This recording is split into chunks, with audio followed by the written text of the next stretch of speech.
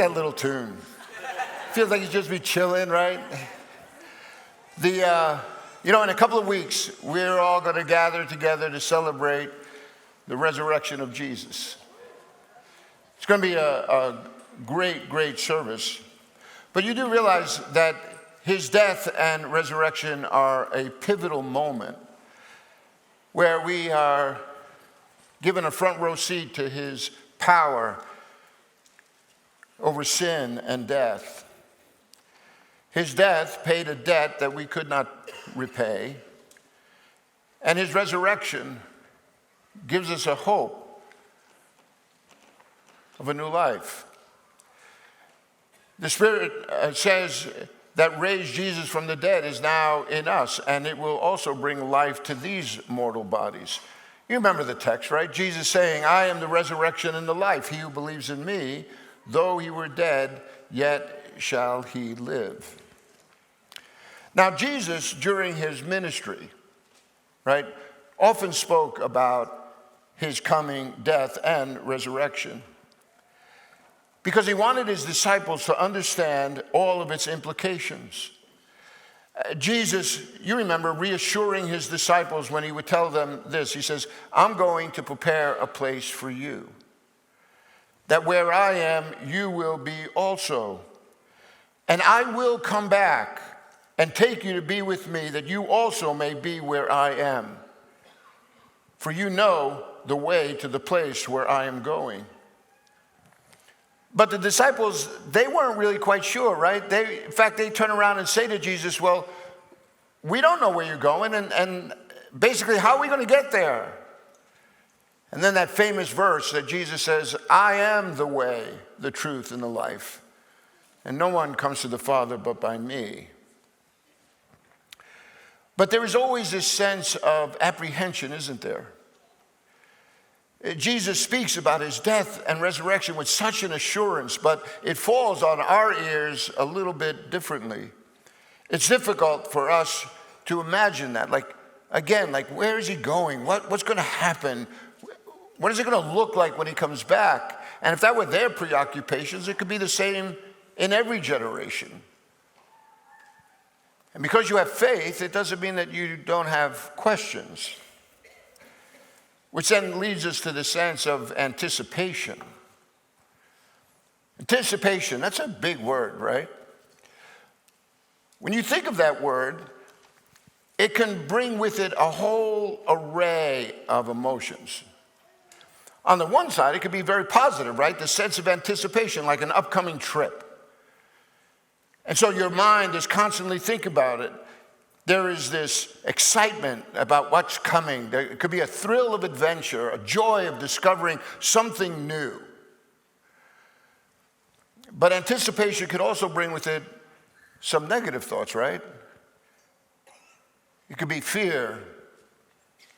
It could be some sleepless nights. It could be stress and anxiety. Not knowing an outcome only fuels one's imagination. And sometimes, more than likely, it's in a negative fashion. We don't like the unknown. It's difficult to live by faith. It's kind of hard to stand and look at the horizon of time and not worry about what's coming around the corner. But see, that's where Jesus comes, right? He comes to tell us to trust him with our future. His teaching and his acts of power were meant to instill in us peace and perspective. Let not your hearts be troubled.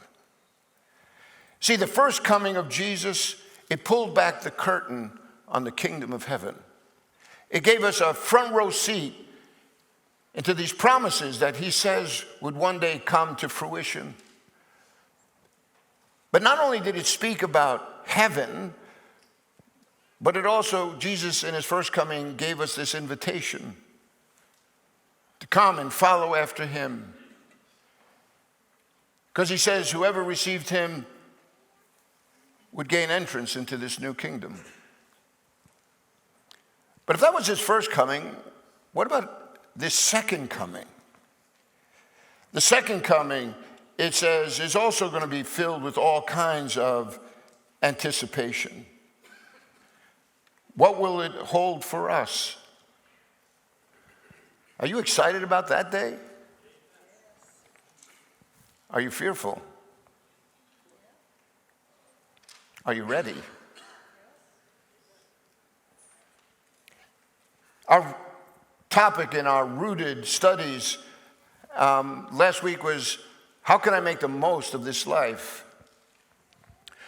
And we began to look at a life of service where we were putting our agenda aside and beginning to take on God's will and purposes, with the understanding that the more I bring my life to pattern itself after this example of Jesus, the more fulfillment that I'm going to find in these days. That's the promise that the Bible makes. Walk with me and I will bless you. Be anxious for nothing, but in everything, with prayer and petition, with thanksgiving, let your requests be made known unto God. See, all of these come with this promise of peace and a sense of security. But I open up my Bible and I think, all right, this is all about one way to make the most of my life. Well, this week in Rooted, it's like part 2. And I hope you're looking forward with a little bit of anticipation to that. Because I want to tell you a story that Jesus shares with his disciples. This is coming to the end of his ministry. In a short while, all of the events that are going to be taking place in Passion Week, next week, are going to begin to unfold. So before he gets into Jerusalem, before Palm Sunday, Jesus gathers his disciples together and he tells them this, and it's found in Matthew chapter 25, beginning of verse 31. He says, when the Son of Man comes in his glory, and all the angels with him, he will sit on his throne in heavenly glory. All the nations will be gathered before him, and he will separate the people one from another, as a shepherd separates the sheep from the goats. He will put the sheep on his right and the goats on his left. You read this text, it begins to tell you a little bit about what is hidden to our eyes. This is all about Jesus' second coming and what that will reveal. So what is it going to reveal? Well, you look at that verse and you begin to see that this is going to reveal that Jesus is our sovereign judge. When he comes back, he's going to separate the sheep from the goats. He's going to take a look at all the nations of the world. So let's go back to that text. I just want to leave it up there as I talk to you a little bit about it. So when the Son of Man comes in his glory, he's going to come to judge this world.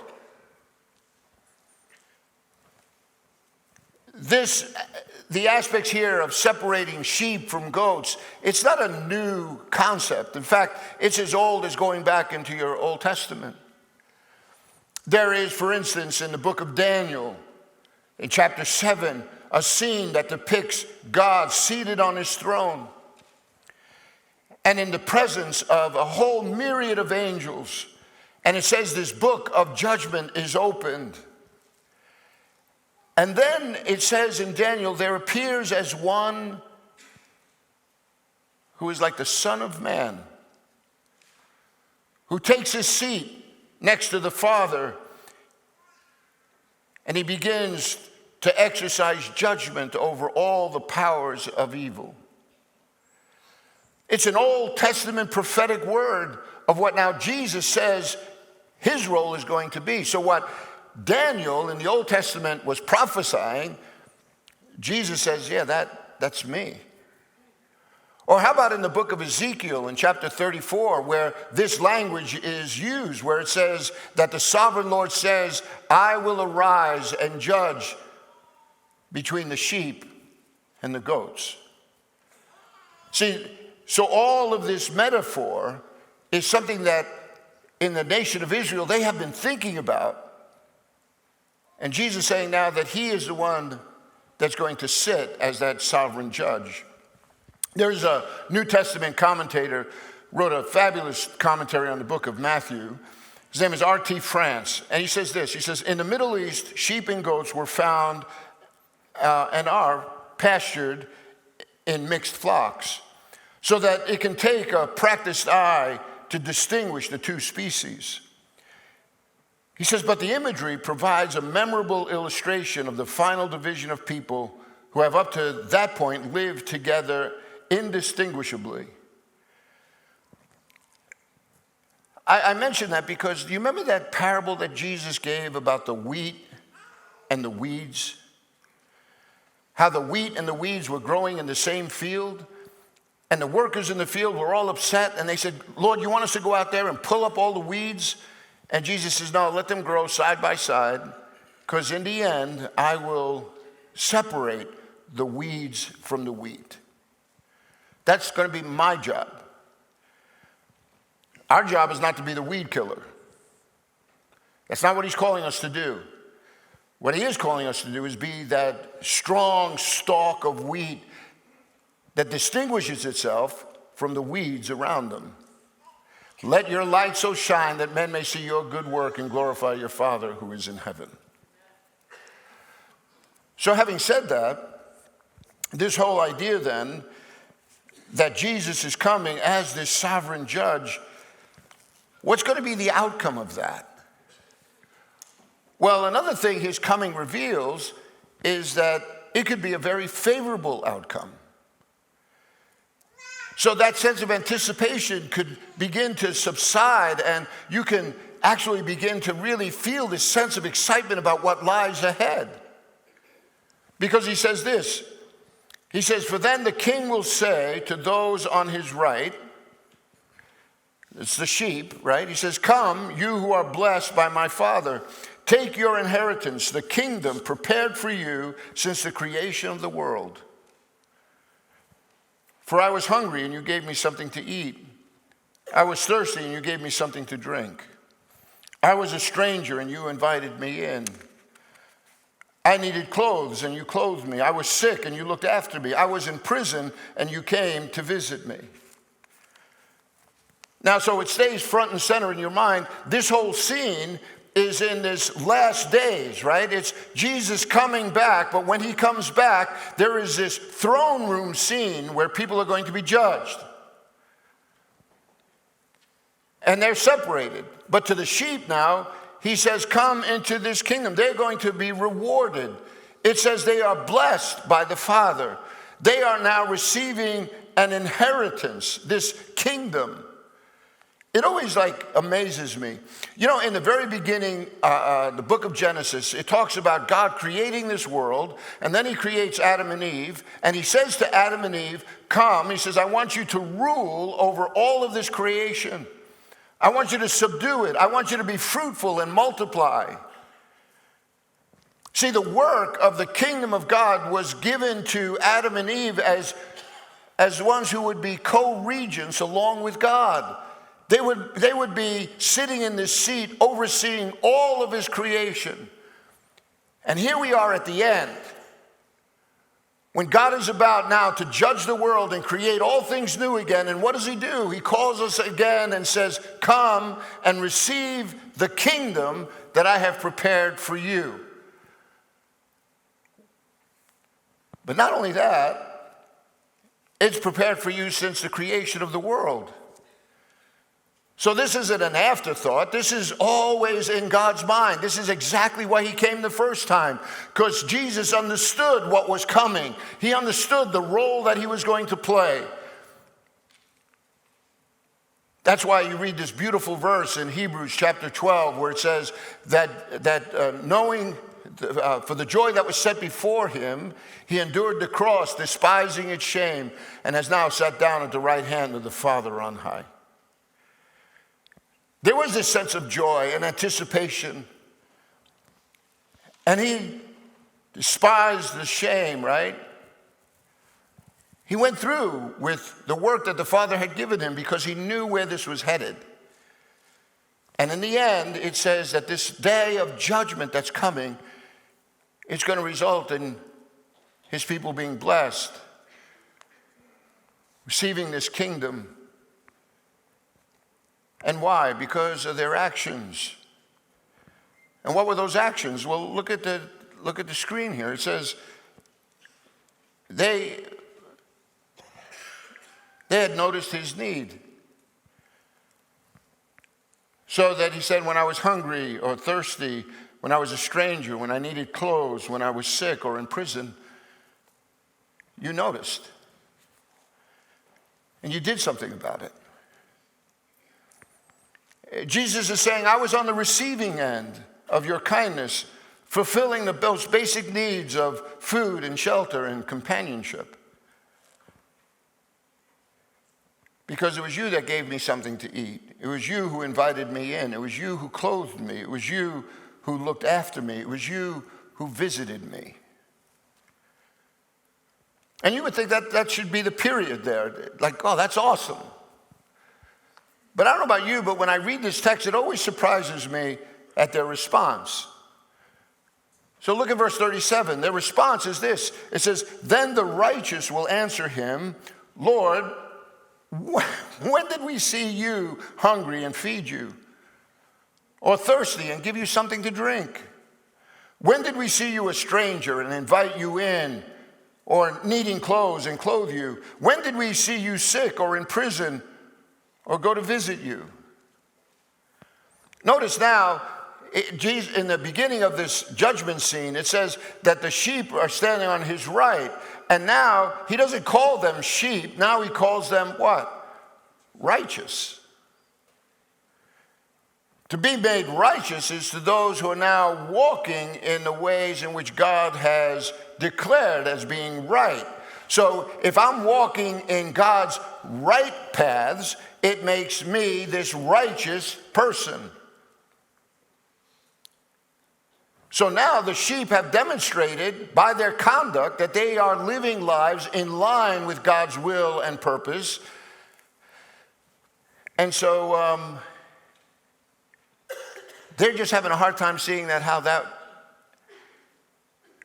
meant that they were doing it for Jesus.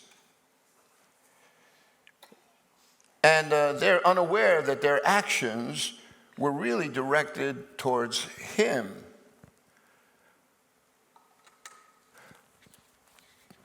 Can I just remind you what the great commandment is? The great commandment is to love the Lord your God with all your heart, with all your mind, with all your soul, with all your strength. And to love your neighbor as yourself. So the Bible is really clear. The Bible says that you can't have any other gods before me. Wasn't that part of the 10 commandments that God gave out? You should have no other gods before me. Don't make any idols to bow down to them. Don't take my name in vain. But the other parts of that 10 commandments had everything to do with the way in which I treated my neighbor, right? Don't murder, don't steal, don't commit adultery, don't bear false witness, don't covet, honor your mother and father. It had everything to do with this horizontal relationships that I had with people, which is indicating that my relationship with God ought to inform the way in which I play that out with other people. You will discover many places in the scriptures, but particularly in 1 John, there's this verse, and if you're in your rooted study this week, you're going to come across it. It says, if anyone says that I love God, he says, how can you say that you love God whom you have not seen if you don't love your brother whom you have seen? You're a liar, and the truth is not in you. Boy, that's a strong word, isn't it? Because what it's getting at is the fact that we can dupe ourselves into thinking that I love God so much, but if it's not being expressed in the way in which I am dealing with humanity around me, then I'm mistaken. Jesus says you're going to know them by their fruit, not by their words. There's a lot of people that go around talking about how much they love God. But you look at their words and you look at their life and you're like, oh, something's going on here because this doesn't match. Jesus says you can't get good fruit from a bad tree. You can't get bad fruit from a good tree. So here's a situation where people are all about doing God's work, and Jesus says, you did it to me. And they're like, well, wait a minute. Like, when did we do it for you? And then comes the reason for the reward.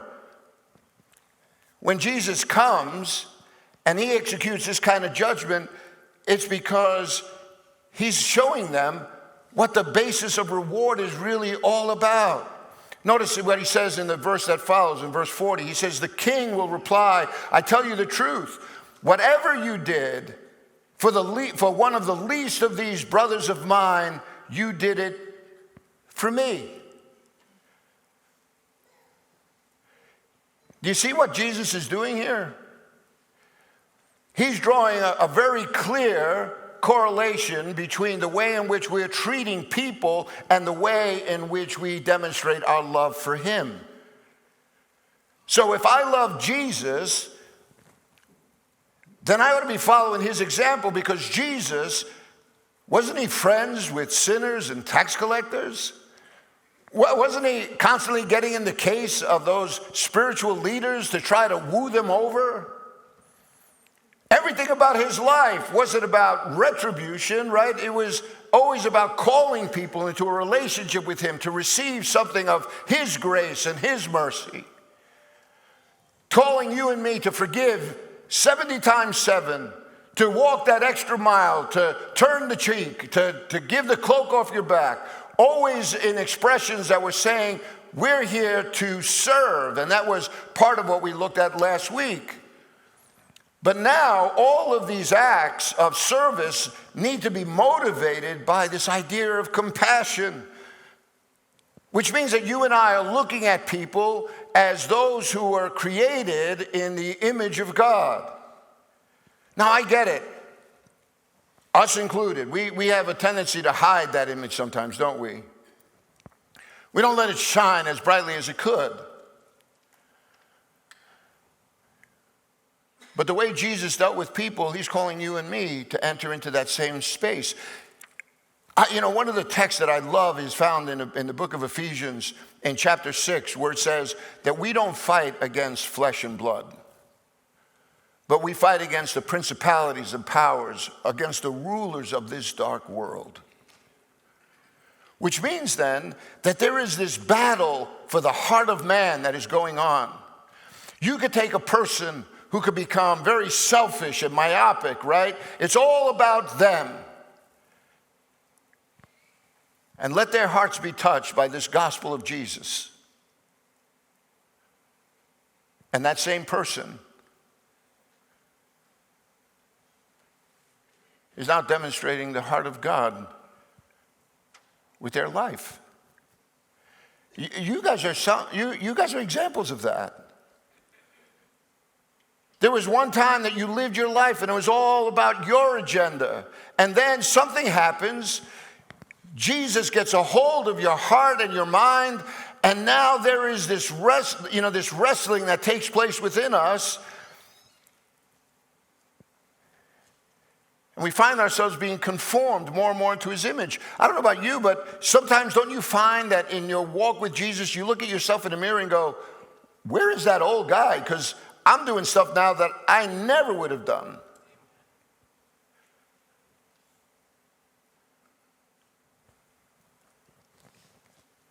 In my early 20s, I never thought I'd be doing this. Neither did my friends. Especially my friends. But God gets a hold of your heart, man. Your whole life changes. See what Jesus is saying to them, like when you made it a point to say that I am going to seek after God, I'm going to love him, it placed you on a path that now the fruit of that is being seen in the way in which you're dealing with the people all around you. And you may not even recognize it, but the motivation that comes from it is because you love God. That's the only reason why you do it. There are two questions that you should always keep before you. One is, what have I started doing for no other reason than I love Jesus? Think about that for a second. The only reason why you're doing something is because you love Jesus.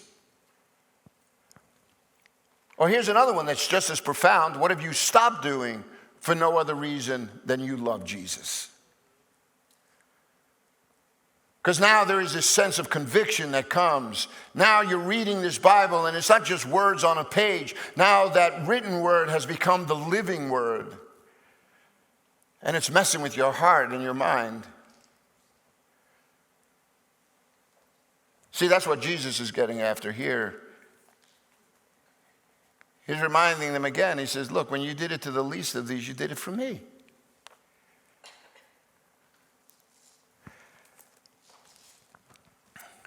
We talked about this favorable outcome, right? But unfortunately, there's going to be an unfavorable outcome. Jesus picks this up again on verse 41. He says to those on his left, he says, depart from me, you who are cursed, into the eternal fire prepared for the devil and his angels. Oh, that's that anticipation of judgment that nobody wants to think about. We like the first part. Come, be blessed by the Father, receive the inheritance prepared for you from the foundations of the world. Yeah, we want that promise. But Jesus already outlined it. He says it's because you were acting in a way that demonstrated that your heart was all for me. And that was shown by the way in which you treated the people around you.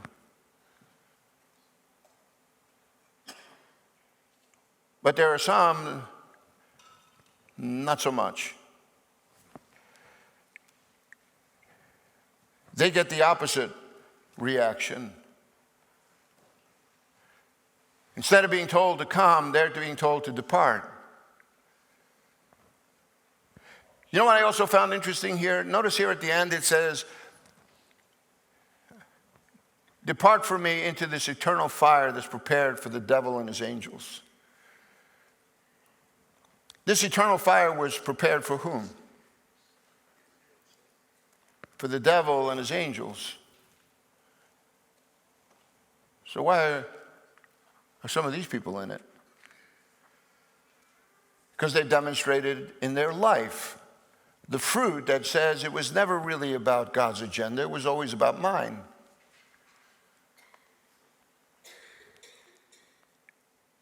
It was a life that reflected their fallen nature, not a redeemed one. We always want to think that there's a second chance, right? But all those chances come to an end with our own mortality. It's very clear in the scriptures that it's appointed unto man once to die and then the judgment. I know people like to think that, oh, well, maybe I can get a second chance and I'll come back, as another form. It's like spiritual evolution. You read none of that in the Bible. It talks about us being created in his image, and then this life that we have now is this space that we get to figure this out. People all over the world are figuring it out. If you were here last week, we talked to J-Lu Fania, missionary, Romania.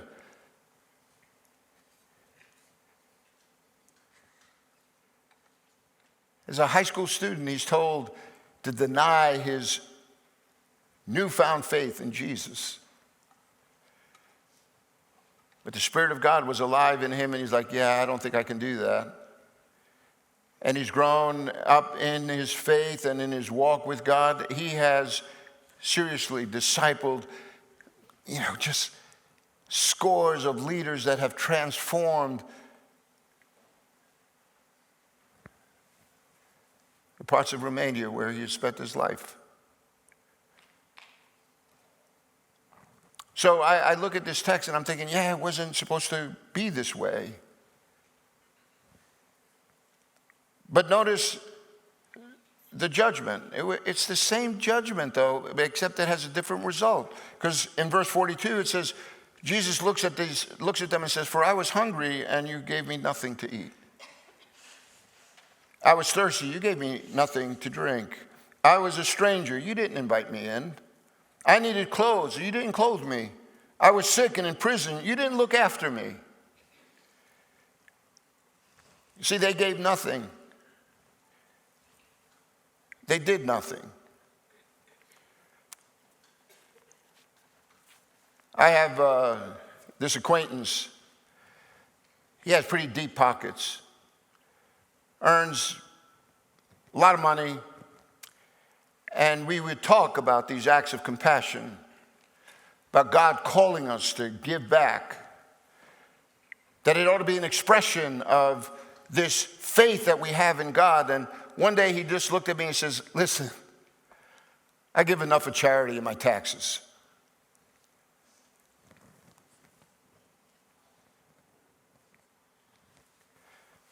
What are you going to do with this text? That one day you're going to stand before a sovereign Lord.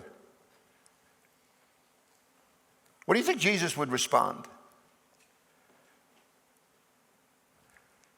I know how he's going to respond. He already told us. Not just in this text, but do you remember that one time he took a coin and he looked at it and he says, "Whose face is on there?" And it said, "Caesar's." And he says, "Well, then give to Caesar what belongs to Caesar and give to God what belongs to God."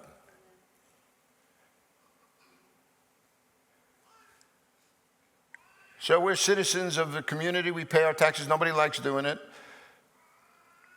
But it's part of being part of the community, right? You pay. You want to change the laws, then everybody get together, you vote, and you change them. But when it comes to giving back to God, this is how you give back to God. He says you ought to be rich in the things of God. And I have a feeling that someday people are going to look at all their stuff and they're going to recognize, yeah, I was not motivated by God's agenda. It was about mine. But notice then the surprise. It's the same exact response as the sheep. In verse 44, it says, they will answer, "Lord." And you notice they call him the same way. The devil understands who Jesus is. He just refuses to follow him. But their response is, "Lord, when did we see you hungry or thirsty or a stranger or needing clothes or sick and in prison and did not help you?" See, they didn't have the eyes to see the need. They didn't have the inclination to help those in that need. It was about me. It was about mine. I set the agenda. I didn't realize that God was calling me to demonstrate to the world that I am a child of God, and they ought to be seeing that in the way in which not only I display my praise for God, but also how that's being displayed in the way in which I treat other people. And if you're tempted to think, well then who's my neighbor? Yeah, there's a text in the Bible, right, where this guy wants to justify himself before God and ask that very question. Jesus tells him the story of the Good Samaritan, and at the end of the story, Jesus doesn't answer his question, he replaces the question. It's not about who is my neighbor. Jesus wants to know, are you being a good neighbor? And the implication is that as we travel this life and you begin to see the needs around you, that it ought to motivate us with a sense of compassion.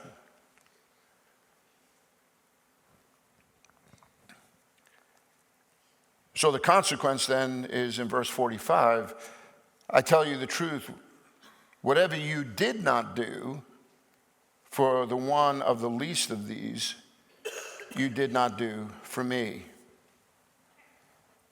Their actions weren't motivated from a love for God and neighbor. Their actions did not reveal a desire to follow Jesus' lead. Their life didn't produce the fruit that God was looking for, because what was missing was the renovation of the heart. And so what's going to be the sign of Jesus' coming?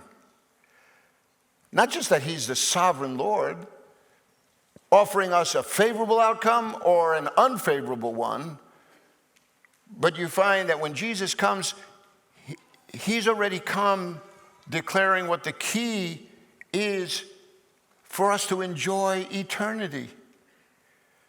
It's the key to our eternity that Jesus is now about to display.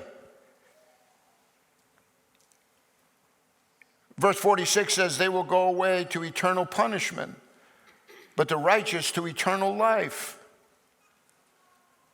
See the contrast?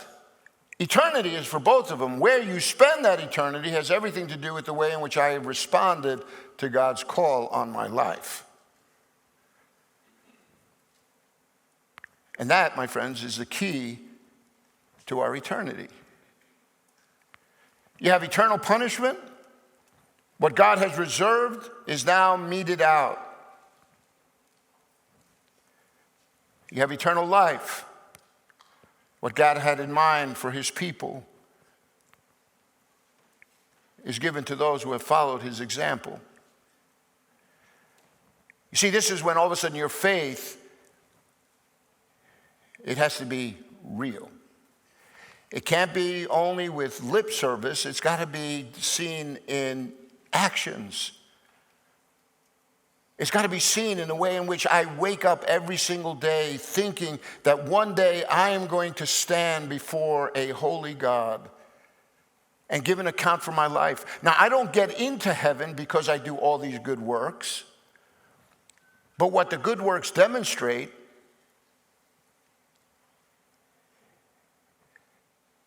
is that I have received the forgiveness of Jesus.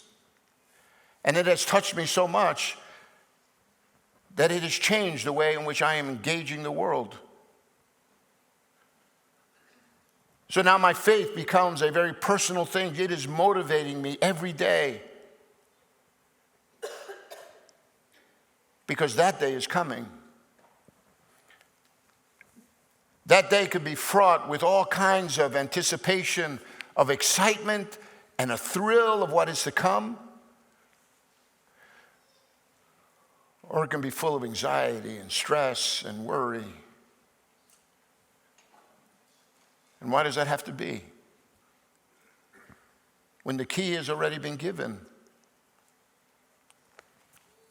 If anyone will follow after me, let him deny himself, take up his cross, and follow after me. Our eternity is really about how we respond to this question. Is our love for God reflected in our love for others?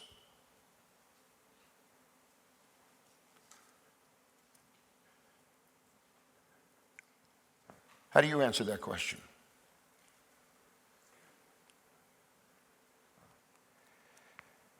Because that's how God defines compassion.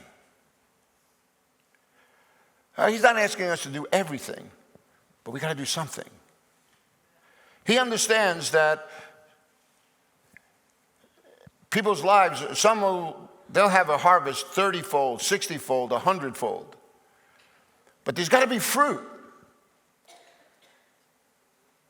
It can't just be a profession. It can't be just, building some of these spiritual habits in my life. Like, well, I go to church, right? It's all about if God is the one that's motivating you, if your love for God is being reflected in the way in which you love others. My friends, this is the way to make the most of your life.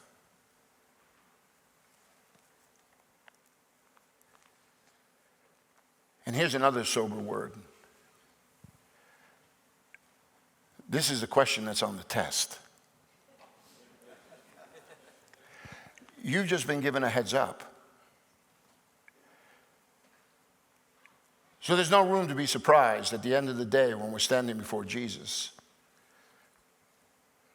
that question is going to be on the test. And how we answer that individually and how we answer that corporately has everything to do with the response that we're going to get from the King of Kings and Lord of Lords.